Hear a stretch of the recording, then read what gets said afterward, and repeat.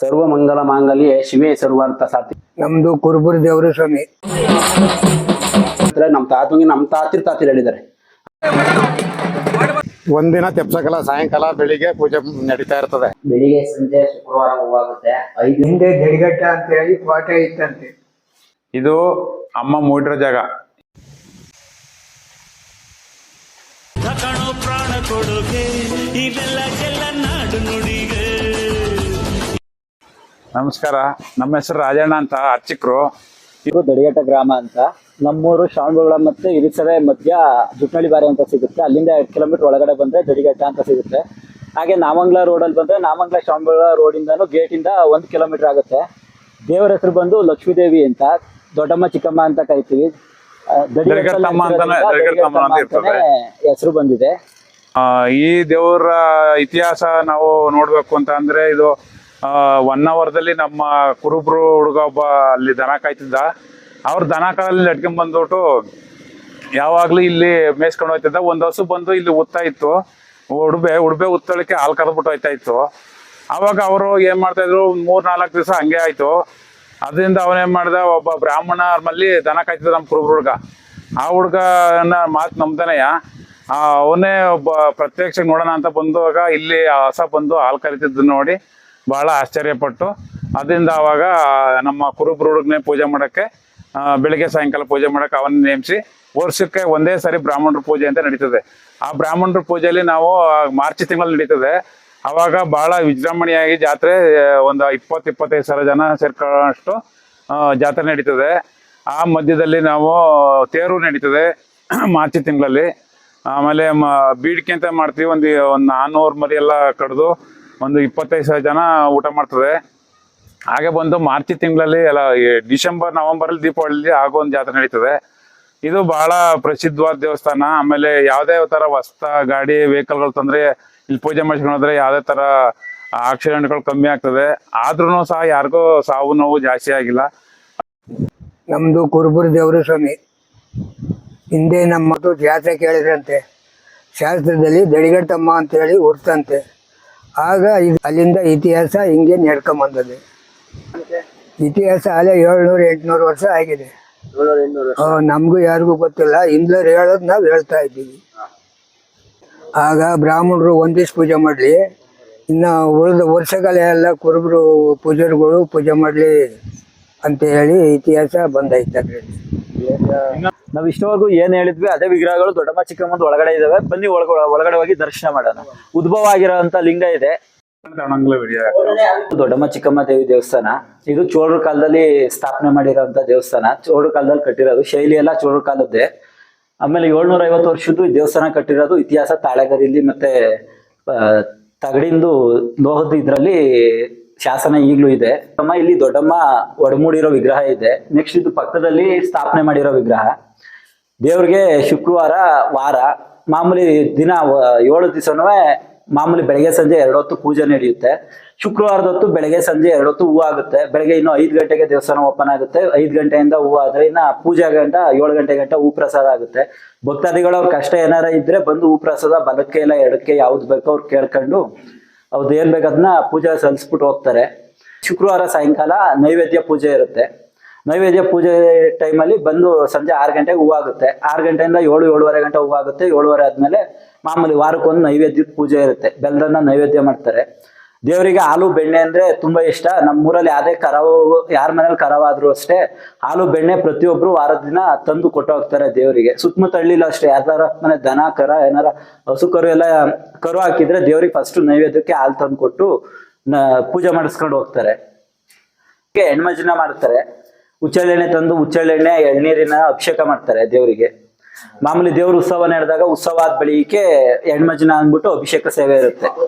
ಇಲ್ಲ, ಭಕ್ತಾದಿಗಳು ಯಾವತ್ತು ಅರ್ಕೆ ಮಾಡ್ಕೊಂಡಿರ್ತಾರೆ ಅವತ್ತು ಬಂದ್ಬಿಟ್ಟು ಅಭಿಷೇಕ ಮಾಡಿಸ್ಬಿಟ್ಟು ಹೋಗ್ಬೋದು. ಬರೀ ಹೆಣ್ಮಜ್ಜನ ಪೂಜೆನೂ ಅಷ್ಟೇ ಮಾಡಿಸ್ಬಿಟ್ಟು ಹೋಗ್ಬೋದು. ದೊಡ್ಡಮ್ಮ ಚಿಕ್ಕಮ್ಮ 2 ದೇವ್ರು ಇರೋದ್ರಿಂದ ಯಾವುದೇ ತಂದ್ರು 2 ಸೀರೆ, 2 ಬೆಲ್ಲ, ಅಕ್ಕಿ, ಕೊಬ್ಬರಿ, ಬೆಲ್ಲ ಪ್ರತಿಯೊಂದು ತಂದುಬಿಟ್ಟು ಬಳೆಯಿಂದ ಅಮ್ಮಂಗ ಪೂಜೆ ಅಭಿಷೇಕ ಮಾಡಿ ಮಡ್ಲು ತುಂಬಿಸ್ಬಿಟ್ಟು ಕರ್ಕೊಂಡು ಹೋದ್ರು. ಇದು ಹೊಸ ದೇವಸ್ಥಾನ ಕಟ್ಸಕ್ಕೆ ಅಂತ ಮುಚ್ಚಾಕಿದ್ರು. ಆ ಮುಚ್ಚಾಕಿದ್ಮೇಲೆ 1 ಕೊಳ ಉಳಿದರೆ ಅದರಲ್ಲೇ ಆ ಕೊಳದಲ್ಲಿ ದೊಡ್ಡಮ್ಮನ ಕೊಳ ಅದು. ಆ ಕೊಳದಲ್ಲೇ ನೀರ್ ತಂದು ಅಮ್ಮನ ಮಕ್ಕ ತೊಳೆದು ಪೂಜೆ ಮಾಡ್ತೀವಿ. ಬರಗಾಲದಲ್ಲಿ ನೀರ್ ಇರ್ತವೆ ಆ ಕೊಳದಲ್ಲಿ ಮಾತ್ರ. ಅದ್ ಬರೀ ದೇವ್ರಿಗೆ ಮಾತ್ರ ಉಪಯೋಗಿಸ್ತಾರಲ್ಲ? ಎಲ್ಲ ಅದೇ ನೀರು ಬಳಸ್ಕೊಳ್ಳೋರು. ಈಗ ನಲ್ಲಿ ಬಂದಾಗ್ಲಿಂದ ಕೊಳಕ್ಕೆ ಯಾರು ಬರಾಕಲ್ಲ, ಎಲ್ಲ ನಲ್ಲಿಲೇ ನೀರ್ ತಗೋತಾರೆ, ಅಲ್ಲೇ ಉಪಯೋಗಿಸ್ಕೊತಾರೆ. ಅದೇ ಇಡೀ ಊರಿಗೆಲ್ಲ ಅದೇ ನೀರ್ ಕುಡಿಯಕ್ಕೆ ನೀರ್ ಕುಡಿಯಕ್ಕೆ ಮಾಡ್ತಿದ್ರು. ಅದರಿಂದ ಅದು ಬೆಳಿಗ್ಗೆ ಸಾಯಂಕಾಲ ಆಗ ಈ ಮಕ ತೊಳೆಯಕ್ಕೆ ಎಲ್ಲ ತಗೊಂಡು ಅದನ್ನೇ ದೇವ್ರಿಗೆ ಮಕ ತೊಳೆದ್ ನೀರ್ ತಗೊಂಡಾಗಿ ಇದ್ರ ಕೊಳದಲ್ಲಿ ನಾವ್ ಅದ್ರಲ್ಲಿ ನೀರ್ ತಗೊಂಡು ಮಕ ತೊಳೆದು ನಿವೇದಿಗೆ ಮಾಡ್ಬೇಕಾದ್ರು ಆ ಕೊಳದಲ್ಲೇ ನೀರ್ ತಂದು ನಾವು ನಿವೇದಿಗೆ ಮಾಡಿ ಅಮ್ಮನಿಗೆ ಎಡೆ ಮಾಡೋವು. ಮರಿಗಳು ಅಂದ್ರೆ ಅಮ್ಮಂಗೆ ಮರಿ ಬಿಡ್ತಾರೆ, ಅಮ್ಮ ಮುಂದೆ ಮರಿ ಕಡಿಬೇಕಾದ್ರೆ ತೆರೆ ಎಳೆದು ಅಮ್ಮಂಗೆ ಮರಿ ಒಪ್ಪಿಸ್ತಾರ ಅಷ್ಟೇ. ಯಾವ್ದೇ ತರ ನೈವೇದ್ಯ ಮಾಡಲ್ಲ, ಬರೀ ಬಂಟ್ರಿಗೆ ಅಂದ್ಬಿಟ್ಟು ಮರಿ ಒಪ್ಪಿಸ್ಬಿಟ್ಟು ಅರ್ಕೆ ತೀರಿಸ್ಬಿಟ್ಟು ಅವ್ರು ತಗೊಂಡೋಗಿ ಪ್ರಸಾದ ಊಟ ಮಾಡ್ಕೊತಾರೆ. ಎಡೆ ಪಡೆ ಏನು ಕೊಡಂಗಿಲ್ಲ. ಅಮ್ಮಂಗ್ ಬರೀ ಬೆಲ್ದಾನ ಮಾತ್ರ ನೈವೇದ್ಯ. ಉದ್ಭವ ಆಗಿದೆಯಲ್ಲ, ಉದ್ಭವ ಅದು ಕೀಳೋದಕ್ಕೆ ಬಿಡ್ತಾ ಇಲ್ಲ. ಹೂ ಪ್ರಸಾದ ಎಲ್ಲ ಕೇಳಿದ್ರು ಉದ್ಭವ ಆಗಿರೋ ಜಾಗ ಬರಲ್ಲ ಅಂತ ದೇವ್ರ ಪ್ರಸಾದ ಇರಕ್ಕಾಗಲ್ಲ ಅನ್ನೋದಕ್ಕೆ ಹೊಸದಾಗಿ ದೇವಸ್ಥಾನ ಕಟ್ಟಿದ್ದಾರೆ, ಅದಿನ್ನೂ ಓಪನ್ ಆಗಿಲ್ಲ. ವಿಗ್ರಹ ಇದೆ. ಇನ್ನು ಆ ಕಡೆ ಬಂದು ಚಿಕ್ಕಮ್ಮನ ದೇವಸ್ಥಾನ ಇದೆ. ಇದು ಬಂದು ಸ್ಥಾಪನೆ ಮಾಡಿರೋ ವಿಗ್ರಹಗಳು. ದೊಡ್ಡಮ್ಮ ಚಿಕ್ಕಮ್ಮ 2 ವಿಗ್ರಹ ಇದೆ. ರೈಟ್ ಸೈಡ್ ಅಲ್ಲಿರೋ ವಿಗ್ರಹ ಮುಂಚೆ ದೊಡ್ಡಮ್ಮನ ವಿಗ್ರಹ ಆಗಿತ್ತು, ಅದು ಭಿನ್ನವಾಗಿತ್ತು ಅಂದ್ಬಿಟ್ಟು ಒಳಗೆಲ್ಲ ಬಿಟ್ಟರೆ ಬಿಸಿಲಲ್ಲಿ ಒಣಗಿದ್ರೆ ಊರಿಗೆ ತೊಂದರೆ ಆಗುತ್ತೆ ಅಂದ್ಬಿಟ್ಟು ಅದು ಸೈಡ್ ಅಲ್ಲಿ ಪ್ರತಿಷ್ಠಾಪನೆ ಹಂಗೆ ಮಾಡಿ ಅದು ಒಂದು ಪೂಜೆ ಮಾಡ್ತಾರೆ ಅಷ್ಟೇ. ಇಲ್ಲಿ ಹೂ ಏನಾಗಲ್ಲ, ಇಲ್ಲಿ ಬರೀ ಹಣಕಾಯಿ ಅಷ್ಟೇ. ಒಂದೇ ತವ ಅವ್ರಿಬ್ರು ಅಕ್ಕ ತಂಗಿ ಸ್ಥಾಪನೆ ಮಾಡಿದ್ದಾರೆ 2 ವಿಗ್ರಹನು. ಸ್ಥಾಪನೆ ಮಾಡಿರೋ ವಿಗ್ರಹ ಆ ಕಡೆ ಹೊರಮೂಡಿರೋದು ಅಷ್ಟೇ. ಮುಂದೆ ವೀರಭದ್ರೇಶ್ವರ ಸ್ವಾಮಿ ದೇವಸ್ಥಾನ ಇದೆ, ಅಲ್ಲೂ ನೈವೇದ್ಯ ಆಗುತ್ತೆ, ಮಾಮೂಲಿ ಪೂಜೆ ಮಾಡ್ತಾರೆ ಅಷ್ಟೇ.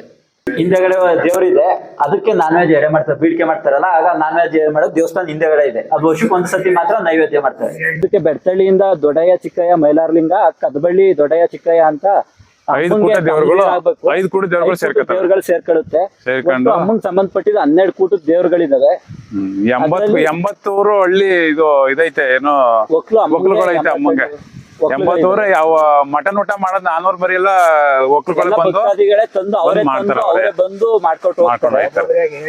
ಇಲ್ಲೇ ನಮ್ಮ ದೇವ್ರ ಹೋಗ್ಲು ಕೇರ್ನಗರದ ಹತ್ರ ಗನ್ನಳ್ಳಿ ಅಂತಿದೆ, ಅವರು ಬೇರೆ ಆ ಕಡೆಯಿಂದ ಜನಗಳು ಬರ್ತಾರಲ್ಲ, ಅವರೆಲ್ಲ ಬಂದು ಶ್ರಮ ಪಟ್ಟು ಬೀಡಿಕೆನ ಮಾಡ್ಕೊಟ್ಟು ಹೋಗ್ತಾರೆ. ಸುತ್ತಮುತ್ತ ಹಳ್ಳಿ ದೇವ್ರ ಹೋಗ್ಲು ಊರಿಗೆಲ್ಲ ಫುಲ್ ಮಂಡ್ಯ ಮೈಸೂರು ಎಲ್ಲ ಐತೆ, ಎಲ್ಲ ಐತೆ. ಮಂಡ್ಯ ಮೈಸೂರು ಬೆಂಗಳೂರು ದೇವರಿಗೆ ಪ್ರತಿಯೊಂದು ಊರಲ್ಲೂ ಮಾಡ್ತಾರೆ. ಅವರೇನೆ.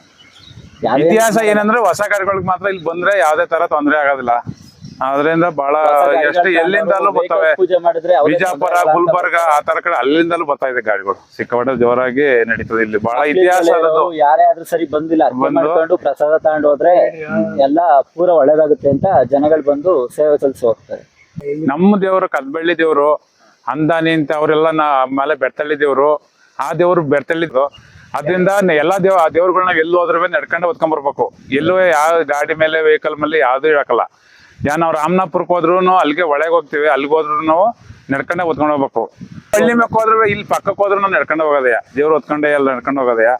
ಆಮೇಲೆ ಇನ್ನ ದೀಪಾವಳಿ ಹಬ್ಬ ಆಗಿ 3 ದಿವಸಕ್ಕೆ ನಡೀತದೆ. ಅಲ್ಲಿ ಬೆಡ್ತಳ್ಳಿ ದೇವ್ರು ಬರ್ತದೆ. ಆ ದೇವರು ಅಮ್ಮ ಎಲ್ಲ ಅಣ್ಣ ತಮ್ದಿರು ಅಮ್ಮಂಗೆ, ಅವರು ಇಬ್ರು ಸೇರ್ಕೊಂಡು ಅಲ್ಲಿ ಜಾತ್ರೆ ನಡೆದು ಅಲ್ಲಿಂದ 1 ದಿವಸ ಜಾತ್ರೆ. ಅದು ಬಹಳ ವಿಜೃಂಭಣೆಯಾಗಿ ನಡೀತದೆ. 400-500 ಮನೆ ಗ್ರಾಮ ಇದೆ. ಅವರು ಎಲ್ಲ ಇಲ್ಲಿ ಗುಡಿಗೌಡ ಪಾರ್ಪತಗರ ಅಂತ ಮಾಡ್ಕೊಂಡಿದೀವಿ. ಅವರು ಗೌಡ್ಗಳು, ಅವರು ನಾವು ಎಲ್ಲ ಅಣ್ಣ ತಮ್ಮದಿದ್ದಂಗೆ ಇದ್ವಿ. ಯಾವ್ದೇ ತರ ಪ್ರಾಬ್ಲಮ್ ತೊಂದ್ರೆ ಏನಿಲ್ಲದಾಗಿ ಚೆನ್ನಾಗಿ ಜೀವನವಾಗಿ ನಡೆಸ್ಕೊಂಡು ಹೋಯ್ತಾ ಇದ್ವಿ. ದೇವಸ್ಥಾನ ಇಷ್ಟ ಹಳೆದಿದೆ ಅಲ್ವಾ, ಹೊಸ ದೇವಸ್ಥಾನ ಏನು ಕಟ್ಟಿಲ್ಲ ಇಲ್ಲಿ. ಇದು ಹಳೆ ದೇವಸ್ಥಾನ ಇದ್ ಮಾಡ್ಬಿಟ್ಟು ಡೆಮೊಲಿಷ್ ಮಾಡಿ ಅದ್ ಮಾಡಕ್ಕಂತ ಮಾಡಿದ್ರು. ಈಗ ಅಮ್ಮ ಏನೋ ಒಪ್ಲಿಲ್ಲ ಅಂದ್ಬಿಟ್ಟು ಈಗ ಆ ದೇವಸ್ಥಾನ ಹಂಗೆ ಉಳ್ಕೊಳ್ಳೋದು, ಈ ದೇವಸ್ಥಾನ ರೆಡಿ ಮಾಡ್ಬೇಕು ಅಂತವ್ರೆ. ಈ ಜನಗಳಿಂದ ಈ ರಾಜಕೀಯ ತಿರುವು ಪಟ್ಕೊಂಡು ಈ ದೇವಸ್ಥಾನ ಹಿಂಗೆ ನಿಂತವೆ 2. ಅಂದ್ರೆ ಈಗ ಇದು ಧರ್ಮಕತೆ ಸೇರಿದೆ. ಸರಿ ಐತೆ. ಮುಜರಾಯಿ ಇಲಾಖೆ ಸೇರ್ಕೊಂಡೈತಿ. ಅದ್ರಿಂದ ಏನೋ ಫಂಡ್ ಬರ್ತಿಲ್ವಾ ದೇವಸ್ಥಾನ ಅಭಿವೃದ್ಧಿಗೆ? ಯಾವ ಫಂಡು ಏನ್ ಜಾಸ್ತಿ ಕೊಡಲ್ಲ. ಇಲ್ಲಿ ಏನು 1 ಲಕ್ಷ 2 ಲಕ್ಷ ಅಷ್ಟೇ ಕೊಡೋದು, ಜಾಸ್ತಿ ಕೊಡಕ್ಲ. ಫಂಡ್ ಬಂದ್ರೆ ಆದಾಯ ಏನು ಇಲ್ಲಿಂದ ಆದಾಯ ಹೋಗಿಲ್ಲ ದೇವಸ್ಥಾನಕ್ಕೆ, ಅಲ್ಲಿಗೆ ಗೌರ್ಮೆಂಟ್ಗೇನು ಆದಾಯ ಹೋಯ್ತಲ್ಲ. ಅದರಿಂದ ಯಾವ್ದೇ ತರದ ಫಂಡ್ ನಮ್ಗೆ ಬರ್ತಾ ಇಲ್ಲ. ಏನೋ ಅರ್ಚಕರಿಗೆ ತಸ್ತಿಕ್ಕು ಅಂತ ಕೊಡ್ತಾರೆ. ವರ್ಷಕ್ಕೆ ಒಂದ್ಸರಿ ಏನೋ ನಾವು 8 ಜನ ಪೂಜಾರರು ಆಗ ಒಬ್ರು ಪೂಜೆ ಮಾಡ್ತಾರೆ. ಈಗ 16 ಜನ ಆಗಿದ್ವಿ.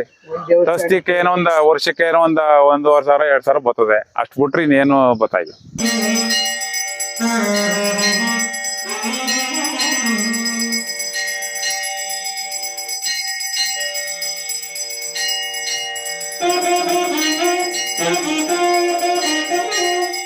Thank you.